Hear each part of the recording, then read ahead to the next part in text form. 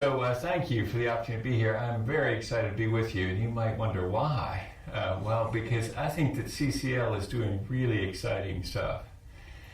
And my first introduction to CCL was this wonderful fellow, Marshall Saunders, who attempted to ride to the rescue in my election in 2010, and I thank you very much for trying to do so. And you know, I learned from Marshall that your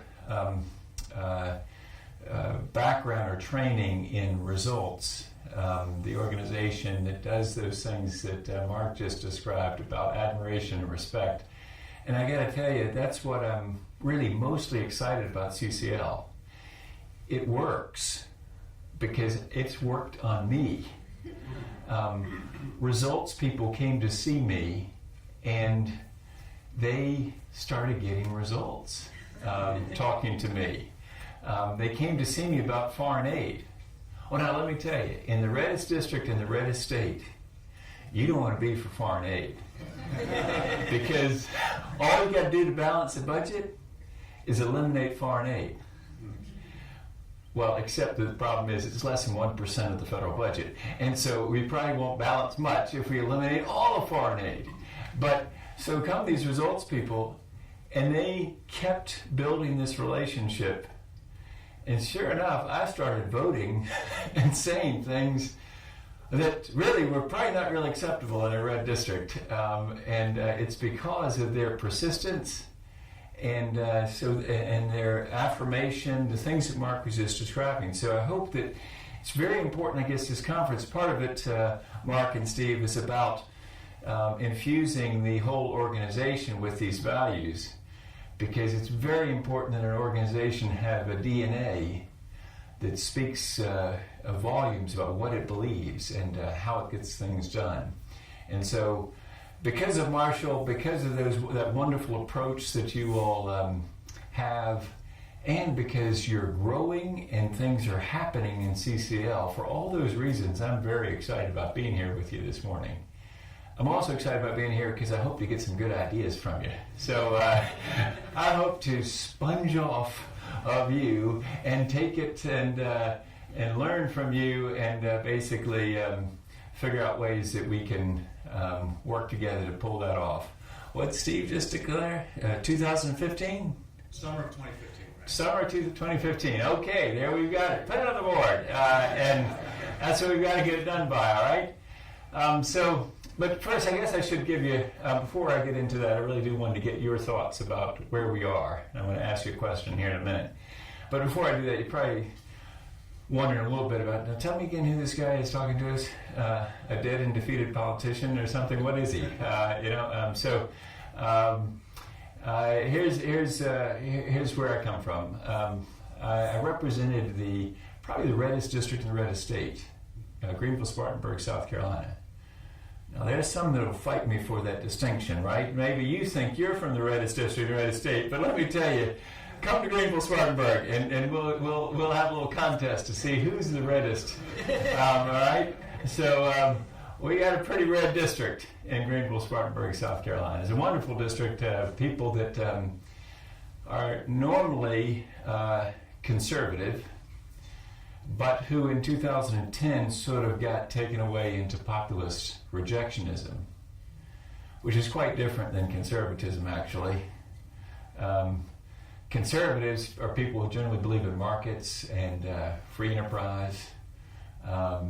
Populist rejectionists are people who, it's clearly populist, it's about populism, it's a popular sort of sentiment that was present in the Great Recession. And they're rejectionists. They reject the science of climate change. They reject the idea that we can come together and accomplish great things. They're rejectionists. So I think that in the midst of the Great Recession, it's where a lot of our fellow citizens went. They left their moorings in conservatism, if you're a conservative, and they went into something that I call populist rejectionism. So I had 6 wonderful years representing this district from started in '93, And I made this commitment to term limits, ran for the Senate unsuccessfully in 98, and then ran again for Congress after 6 years of practicing commercial real estate law again in Greenville, South Carolina. So the district, by the way, is Greenville and Spartanburg. It used to be one of the 6, now it's one of the 7 districts in South Carolina. It's the most prosperous district in South Carolina. It's got it's the home of Michelin North America. It's the home of BMW manufacturing.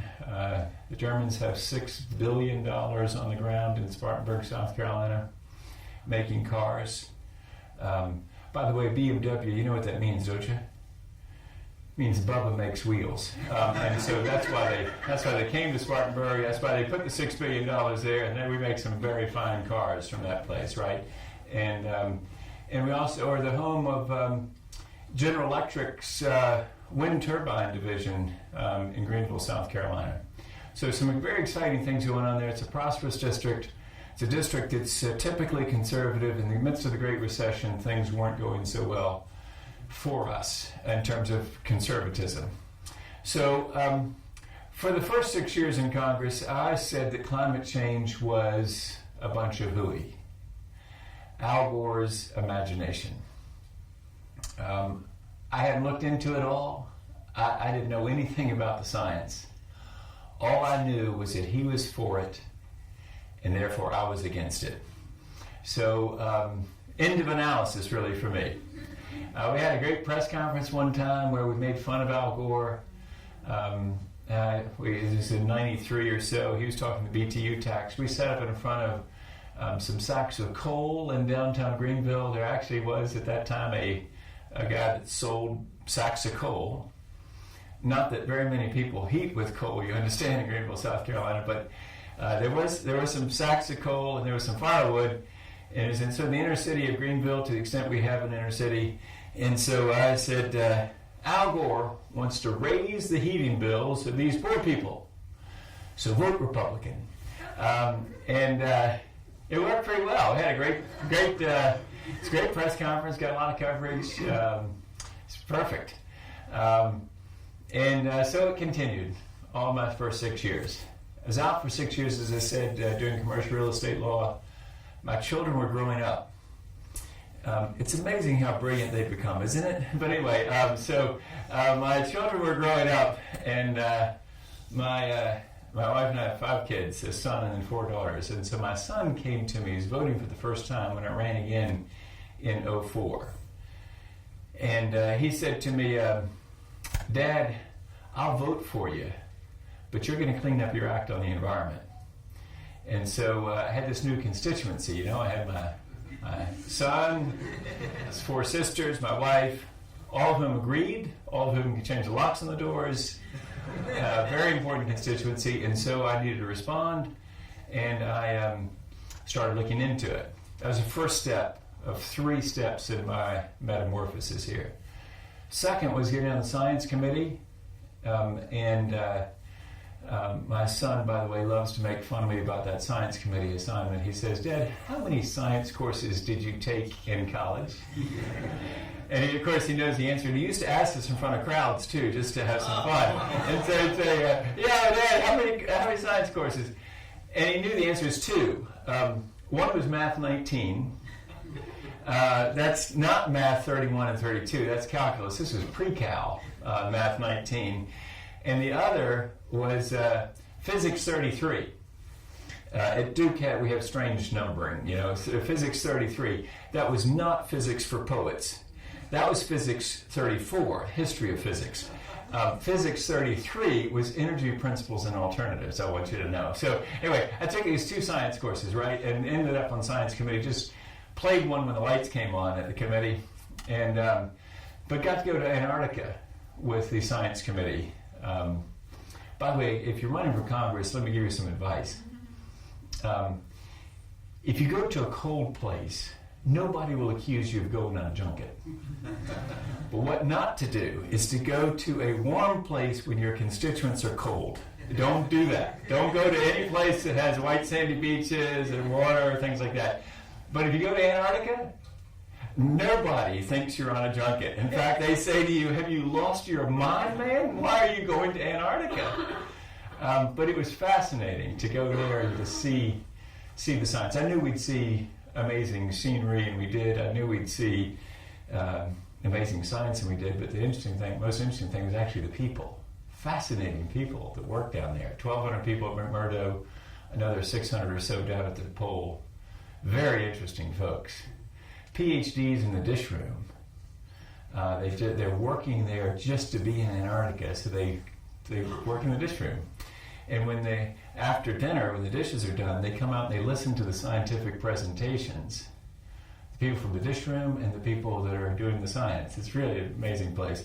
Anyway, so got to go there and see the evidence in the ice core drillings. And I'm not a scientist, so if you're not one, you can follow this, right? What it is basically at the South Pole, we take ice core drillings. We drill down through the ice. Ski conditions at the South Pole, you know what they are, right? A mile of ice and a couple inches of powder. That's what they say their ski conditions are. Because it's 10,000 feet above sea level. There's 5,000 feet of dirt and then there's 5,000 feet of ice. It's a desert. So it gets a quarter of an inch of precipitation per year.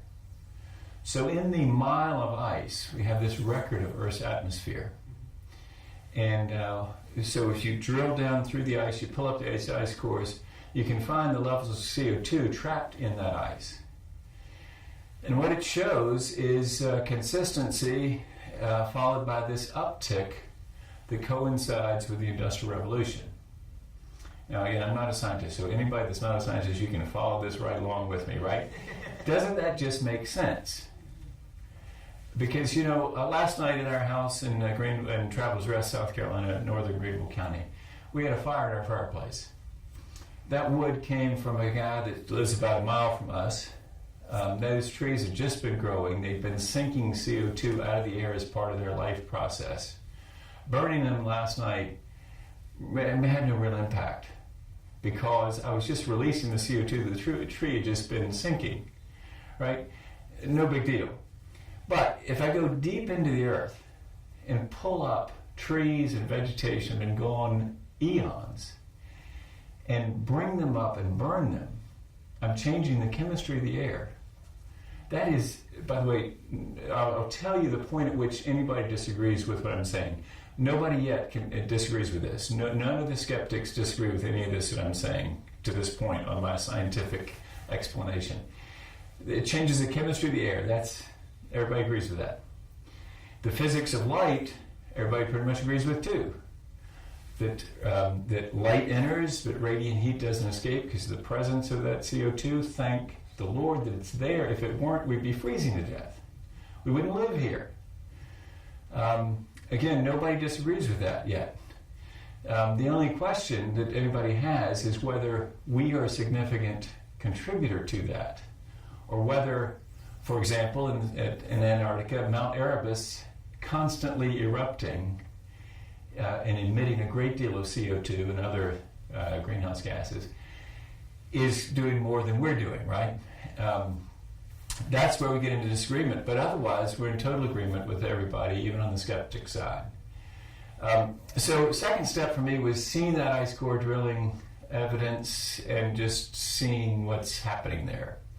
Third step for me was really something of a spiritual kind of epiphany for me. It's another trip to Antarctica. Amazing that you get to go twice. Normally you wouldn't. The Science Committee used to go every other year to visit with the money.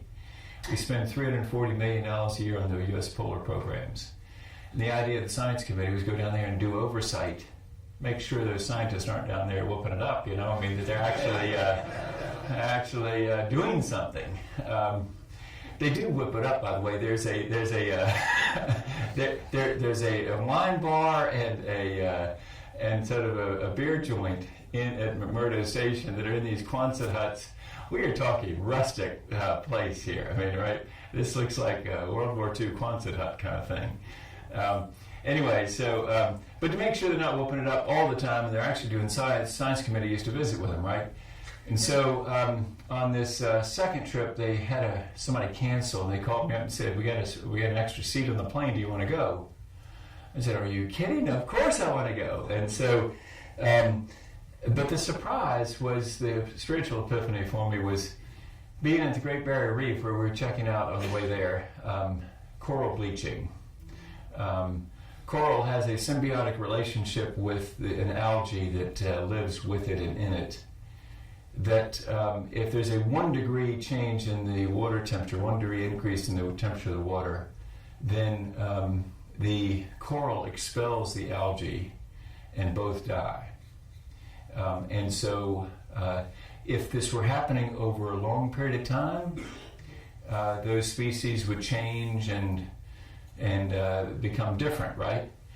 But since it's happening so rapidly, they're getting to this spot where they might reject one another and then they die. So anyway, we're checking out, that's what's happening with coral bleaching. So we're there to see that. And this Aussie climate scientist is showed me some things as we were snorkeling, and we're going down, and he'd come up to the surface and he'd be all excited and say, "Come on, I'll go show you what," and when I'm pointing, this is what's going to be, you know. And so I could see in his eyes and hear in his voice that we shared a worldview, that he was worshiping God in the creation, not the creation. He was worshiping the God behind the creation. And so later, with words, we found out that we do indeed share a worldview. And he went on to tell me things like he's changed his life in order to love God and love people. So he, for example, rides his bike to work. He says it's the least he can do to love people that will come after us. And I was inspired by that. I thought, I want to be like Scott. You know, this is amazing. He's willing to change his life in order to love God, love people. People that we'll never know, can never know, because they'll come along after us. Now, this is relevant to what we're doing here, right? That's the third step of my epiphany. Came home and introduced the Raise Wages, Cut Carbon Act of 2009. Note to self, do not introduce carbon tax in the midst of Great Recession. It will not be well understood. Wait until the economy gets better. But by the way, before I leave that point about Scott and that third step, contrast that with another experience I had. I was sitting next to this European socialist. I guess that's redundant. But anyway, See, I represent a red district. 93 ACU, American Conservative Union rating, 100% Christian Coalition, 100% National Right to Life, A with the NRA, 0 with the ADA, 23 by some mistake with the AFL-CIO. I really wanted a 0. Pretty conservative guy, right? But sort of out of step on this climate change thing, out of step on the troop surge. I wasn't for that. I had conservative concerns. Out of step in that I was for immigration reform. I want to recount on that. And but otherwise pretty conservative, right? But consider this. I had this experience with Scott, the Aussie climate scientist, right? And I'm buying into what he said to me. But I'm sitting years later, I'm sitting next to this guy, European socialist, and he asked me, "Did you buy offsets for your travel here?" And I looked back at him and I said, "No, that's a scam, isn't it?" He turns to the guy next to him and says, "That's what they all say when they don't want to be responsible." Well, I can tell you, from then on, that guy couldn't tell me anything, right? If he told me that today is Saturday, I'd get out my iPhone and check it. And so isn't there a difference? Because what it was is, Scott got through my heart into my head. This guy sitting next to me couldn't tell me anything because I wasn't interested in anything he had to say to me. So when you go and affirm and thank these people for their service, and wasn't it Ellie? Where's Ellie? There's Ellie. Ellie, wasn't it you that met with Eric Cantor? Amazing. Tell him what you did, Ellie. What did you tell him that he can't do? And tell him I looked him straight in his big black eyes and I said, "Congressman, we want you to promise us that you won't leave office until Congress has solved the climate crisis." There you go. Now, that's amazing. When I read that, it's like a showstopper for me. That's why I respect CCL so much. That's why that works. What do you know that's memorable to Eric Cantor? He was speechless. I mean, I was too when I read it. I thought, my gosh, what an effective way to talk to him. Don't leave Congress without getting this done. In other words, it's affirming. It's saying to him, "You're great. You can figure this out." And it's what Scott did for me. It's like lifting up this sort of beautiful kind of thing for me to shoot for, rather than this guy sort of trying to guilt me, I guess, into buying an offset. By the way, offsets are fine if you buy them. I think actually, the guy he was probably right that it is what we say when we don't want to be responsible. But anyway, but the point is, I don't want to hear it from him, but I'd hear it from Ellie, and I'd hear it from Marshall. I'd hear it from Scott. And Scott could tell me anything, and I'd believe him. So that's so anyway. So as a result of that epiphany, I got real involved in this, and in answer to Steve's implicit question about why would anybody do this? I mean, not pick that lobbyist route, not pick the go off and plan your return. Why plunge headfirst into this? Because this was the best idea I came upon while in Congress. Not that it was my idea originally. We got Sheeling, who you'll hear from later. I mean, a lot of people have this idea. It wasn't original to me, but it's the best idea I came upon when I was in Congress of a revenue-neutral carbon tax. So I decided, go for it. Besides, once you've been branded as a heretic, you may as well just parade right up down Main Street and proclaim it. You know, yes, I am a heretic. As long as you got some scissors in your pocket, because sometimes they get the stake in the fire and they start attaching you. So you got to have scissors to, if they're going to burn you at the stake. But anyway, so there you have it. The guy that was a complete denier became a believer and then decided to do something about it. That's where I come from. And so now I want to get to asking you a question. Here's where I think we are. I'm very encouraged, and after I tell you these numbers, you're going to think, yeah, Inglis, you really are a dreamer. You Steve over here dreaming about this 2015 thing. Guy sent me some polling data yesterday, and he was all down in the mouth in his email about how bad it was. Because the point is, Gallup did a survey, and they do a monthly survey, but their December survey shows that climate change doesn't even make the list of priorities. There's some that they go down to 3, but anything less than 2% mention, they don't list. So the thing that you're very excited about, that I'm committing my life to at this point, is not even on the list. And so the guy writing to me is down in the mouth about that. And so I go looking for the optimistic part of this, right? So this is where we should play. See, if I had an effective presentation, I'd be playing. I may be a dreamer, but I'm not the only one. We could have the Beatles playing, right, for that. But anyway, that is the Beatles, right? Yeah. But then we'd have a copyright infringement, and somebody would come swooping in here and charge us for playing the song. But anyway, so I may be a dreamer, but that's the way I looked at those numbers. There's something, the top concern is Congress and the political system. That's the number one concern in America right now. It's like into the 20s. 20% of us mention that first off as the thing that is the most concern to us, is the dysfunction of Congress. Well, now, then you put that together with this observation that the economy and deficit have dropped out of that top spot and have gone way down. So I wrote this guy back and I said, I see something really positive. The populist rejectionism is going to decline because it is directly related to the concern about the economy and the deficit. And as that drops and the concern about the dysfunction of Congress rises, what we're seeing here is a shift where the Great Recession is wearing off and we are tiring of the scapegoat hunt. and we are looking for people with solutions. And that is a big deal for us. Because what we're about, the Energy and Enterprise Initiative, is a solution.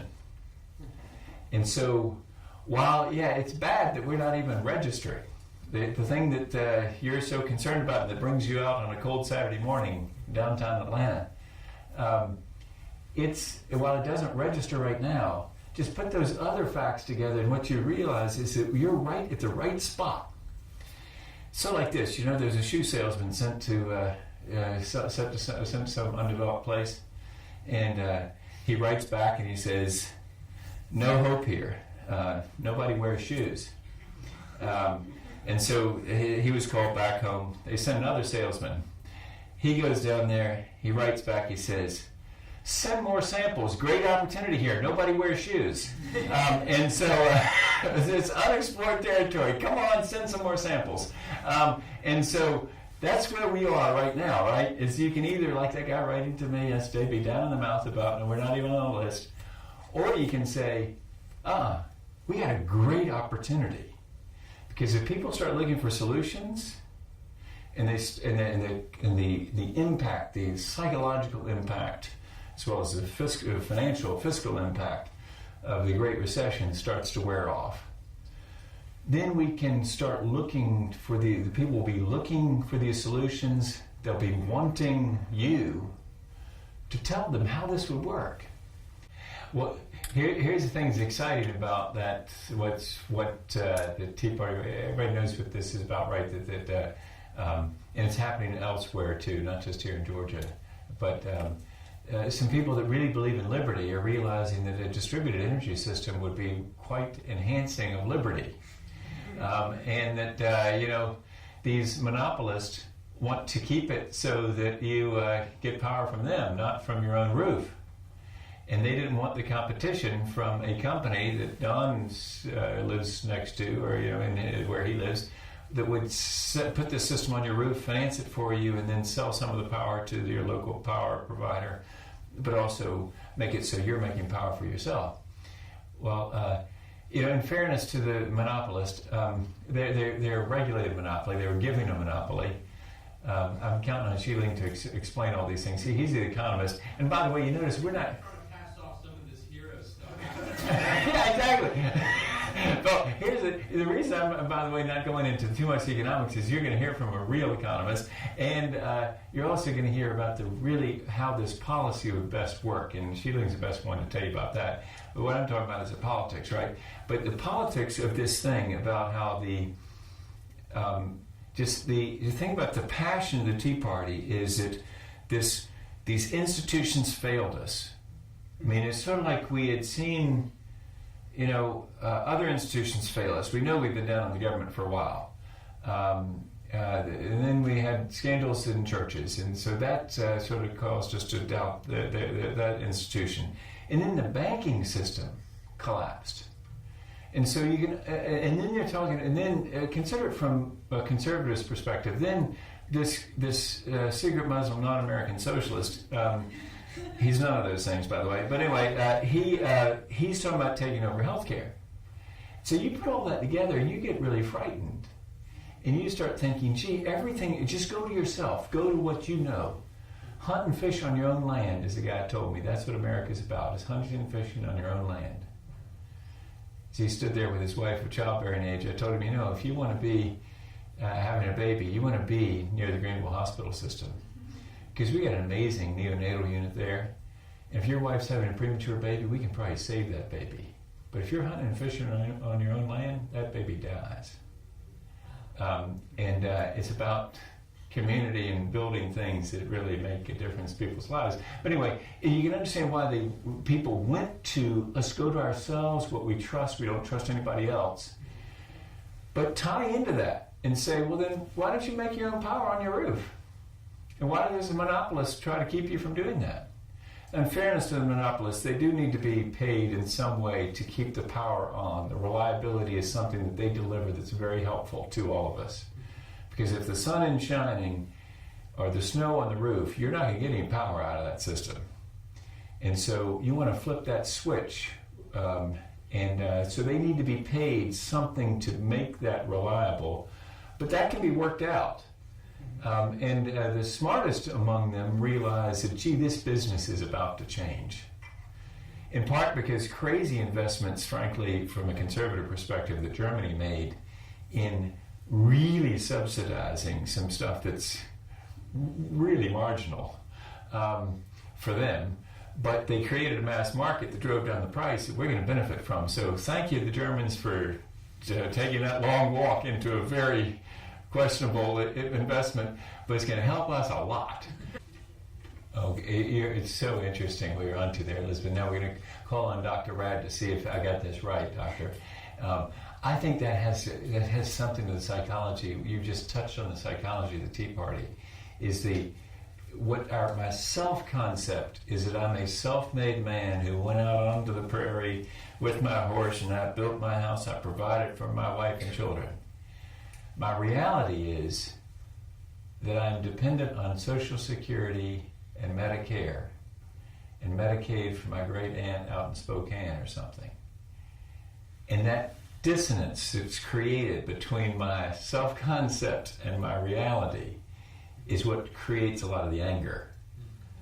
Because we do sort of come to the awareness that we've got a problem. Now, as a conservative, I'll tell you, Mitt Romney was right. It is a Ponzi scheme. Social Security is a Ponzi scheme. It was set up in such a way that people would die before they got the benefits. And then along the way, we started living longer. So we got the gig is up. And so that's where the problem is, right? But that involves some courage in facing that problem and saying, okay, now let's fix it. Now you can do that if you can get people of goodwill to come together, and there are a lot of ways to fix it. But Sheiling's down in Florida, there are a lot of people down there, a lot of Republicans down there don't want to hear about that Social Security being something that they actually believe that they are getting out less than they paid in. And, the only people that are that way are people that are after the 1986 Tax Act. If you started working after the 1986 Tax Act like Don did, he may actually pay in more than he got out. But my dad at 90 in Bluffton, South Carolina, thank goodness he's an industrial engineer who long ago figured out he got more out of Social Security than he ever paid in. But I was sitting with he and a friend of his recently, and the friend could not receive that information. It's fascinating. The friend's about my dad's age. He could not hear it. It cannot be received. This information cannot be received. But my dad, who's analytical, could say, and didn't have a sort of a psychological barrier there, could face it. But so anyway, let me. I realize I'm going to run out of time here. I want to talk about some of these things that y'all have mentioned, because some of these are really. This is where really important about where we go from here, I think. Can I put Stephanie and Beth together on this optimism and hope and self-sustainability? I heard something very interesting. I was speaking at the Duke Business School recently, and somebody told me about a recent book called Thrivability as a replacement for sustainability. I haven't read the book yet, but I'm really intrigued by the idea. Because let me tell you, and speaking as a conservative, if you're a conservative, you already understand this. If you're a progressive, let me help you understand my tribe. When you go into my tribe and you say the word sustainability, they hear you want to walk and eat bugs. And eat bugs. They don't want to do that. They want more energy, more mobility, more convenience. And you know what? I'm with them. That has to be the goal. You cannot sell this as, okay, here's what we're going to do. We're going to all do with less. And ain't nobody buying that. That is completely, you can't sell that. You got to figure out a way to say, no, here's the deal. We're going to have more energy, not less. Africa is going to light up. They can be distributed energy systems that make it so they can read and write at night, not have the sun go down and them not be productive. We can light up the world. We can make more energy. We can be more mobile. We can get to know each other better, go to visit each other. That has to be the goal. It can't be, no, we're going to all sit at home and shiver or sweat in the dark, depending on the season. It is not just that that's not politically saleable, it's also, I think, immoral. And this is where my friends at the Heritage Foundation are right. They say that it is immoral to consign the undeveloped world to that fate. And they're right. We can't say as a developed world, okay, now listen, you got to stop developing. We can't say that. What we have to say to them is, hey, we got a new, if you really want to know how I want to say it, I want to say it this way. Hey, we got this great new technology. You want to buy it? And we'll make money off of serving their need. Because in the capitalistic system, which is a wonderful system as long as it's constrained by some sort of ethical system, is this deal where I make money by serving you, my customer. If I serve you really well, I get repeat customers, and you tell your friends, and I make lots of money, I create wealth, and this is very exciting. This turns the cranks of conservatives. But if you walk into conservatives and you talk about sustainability, you give them the sense that they are guilty and wrong, and they got to do with less and walk and eat bugs, it's not going anywhere. Unless you think you can ram it through on the left, if you're a progressive here and you want to sell that sustainability thing and eat bugs, if you think you can get enough people, well, maybe you can, but I don't see it. And apparently Elizabeth didn't see it in Virginia Fox's district either. We got, not that you were selling that, but in other words, you can feel what I'm saying, that you got to make this so that it's about more. And it's exciting. So thrivability, I think, is a concept. And then Toby mentioned campaign finance reform. I know this is going to sound not heretical, but a discordant note for some people here, because you're maybe thinking that is the key. If we could just get campaign finance reform, I'm here to tell you that campaign cash is important, but it's not the whole of the thing. The reality is the campaign cash just beats up the wave on top of the tide. The tide is what matters. And so consider this. Sputnik was launched. The tide was a threatening communist tide that caused President Kennedy to be able to say, we're going to go to the moon before the decade is out. And now looking back, it seems like, oh, of course we could do that. No, at the time, it was absolutely an audacious thing for him to say. But the tide was, the American people were flowing together and saying, gee, we are really concerned. And so he was able to get the wave going, and maybe he had some campaign money back then, I don't know, to sell that story, but mostly it was just an easy story to sell, right? Now, that's what the skeptics did on climate change. The tide was going sort of the opposite direction. It was going away from collective action, away from the sense that we can come together and accomplish something, and toward hunt and fish on your own land. All these institutions had failed us. To heck with all of you, I'm going to go to my own land. And so the tide going that way, some people saw their opportunity to spend a little bit of money and whip up a wave that came over and shorted out all the equipment that looked like it might take action on energy and climate. And that was their prerogative. That's their right under the First Amendment to do that. But the reality is they couldn't do that if the tide weren't flowing that way. So like this, let's say Elizabeth is running for Congress again. Here's what I'd say to her. What you should do, Elizabeth, is run on Taiwan. And she would say, what? Run on Taiwan. Well, in the 1970s, you could make a very effective campaign in that district in North Carolina saying Taiwan is the number one issue. I'm going to stand with Taiwan. Because the tide was in on that. There's a communist fear, right? And you could really run. I would tell you now, it's dead low tide on Taiwan. And so if you want to run for Congress, do not make that Dr. Ray, do not make that your number one issue. You got campaign advice here, free from me, you're here today. That's not your number one issue, right? And so, in other words, I don't think we should get too distracted about the campaign finance reform. Yeah, the reality is money's going to be in politics. And I'm almost coming to a libertarian position myself, which is, and I respect libertarians. I'm Republican, not a libertarian. There used to be a difference, but anyway. I respect particularly libertarians on this. So just disclose it. If, for example, I represented the 4th District of South Carolina, Mr. Milliken, who's dead now, was a contributor of mine, major contributor of mine. If he had given me all the money I needed for my campaign, if that were fully disclosed, then everybody would know. I'm a wholly owned subsidiary of Milliken and Company.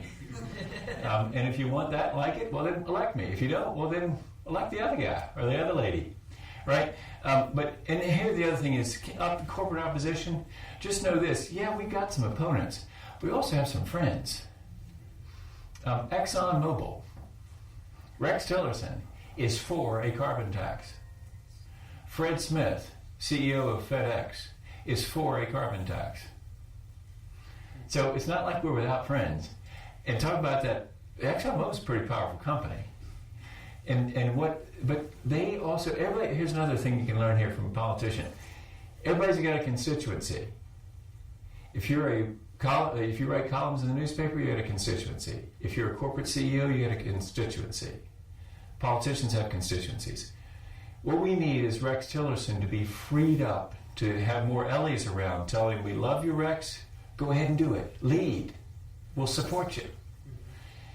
Then perhaps he would say, yeah, this really works for ExxonMobil, and he'd say it more than just that one speech he gave. And he'd respond to my request for money. So I ask him for money all the time. Because I got to tell you, if he were with us, just imagine the head turning that would happen if ExxonMobil and FedEx went out with this in a clear, bold way. Wow, that would turn some heads on the Republican side, wouldn't it? So people would say, why are they for that? Well, they're for it because they want to make money.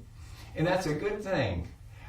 Because, our definition of sustainability, the Energy Enterprise Initiative, I know this is blowing some minds here. If you're a progressive, this is a warning. It's going to blow your mind. Our definition of sustainability is making a profit. I learned it from a recycler, a Georgia Tech graduate, actually, who recycles PET in Spartanburg, South Carolina. He told me this: if you can make a profit, it's sustainable. If you can't, it is not. So that's the definition of sustainability we accept. And ExxonMobil is into making money on natural gas. Natural gas will replace coal if you do what Sheiling's going to tell you about this afternoon.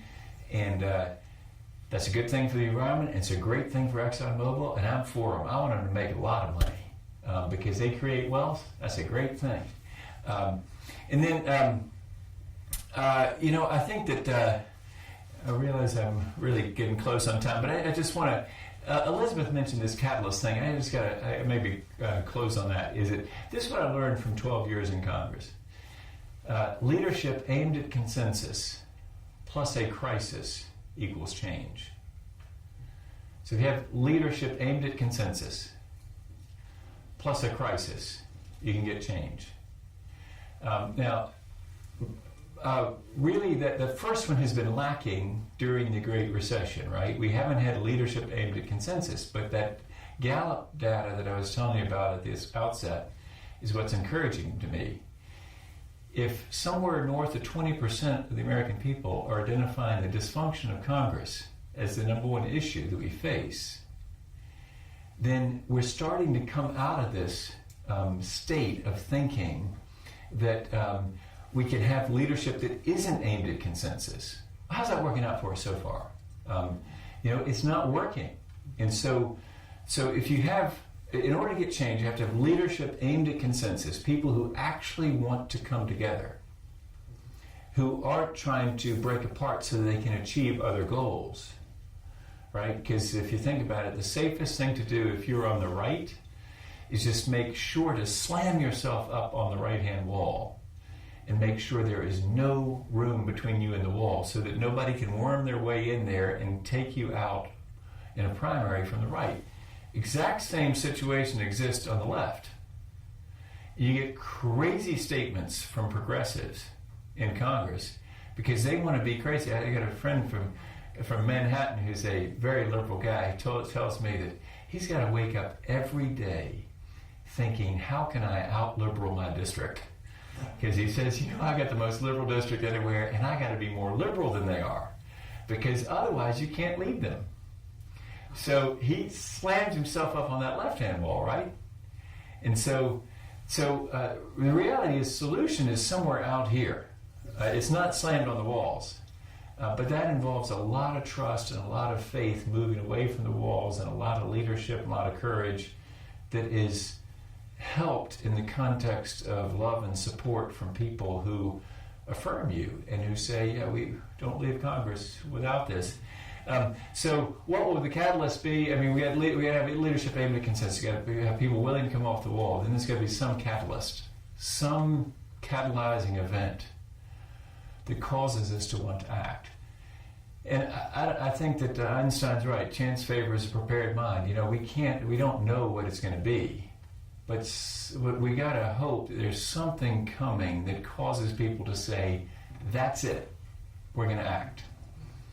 My ad guy used to try to convince me that we're emotional, and he'd say, decisions are emotional. And so one time I called him up and I said, Greg, I think you're right. You convinced me. Most decisions are emotional. He said, correction. All decisions are emotional. And I think he's really right. And it's consistent with what I learned from a guy that was at Southern Baptist Convention. He told me that Russell Moore is the dean of the Southern Baptist Theological Seminary, Louisville, Kentucky, for a while. Now he's taken Richard Lane's job with the Southern Baptist Convention. He said that what this is a matter of getting through the heart and into the head. It's not a head problem. It's a heart problem. And I think that's really where we are. So the question is, what's going to move hearts to cause people to hear a really good solution that makes sense if you're a conservative? What conservative would not want to cut income, shrink the EPA, and muscle China into the same pricing of carbon? What conservative wouldn't want to do that? And what progressive wouldn't want to address climate change? So the solution is there. It's in the head. It's really clear. It works on the left. It works on the right. But somehow it has to get through the heart and up into the head. And so that's what we're looking for, is some kind of change in the heart.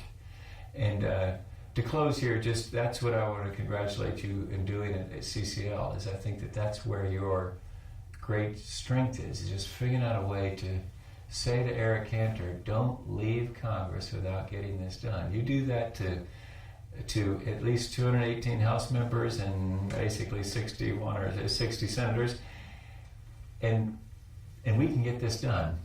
Hopefully on Steve's timetable, because that's what I hope it is too. Thank you very much for having me.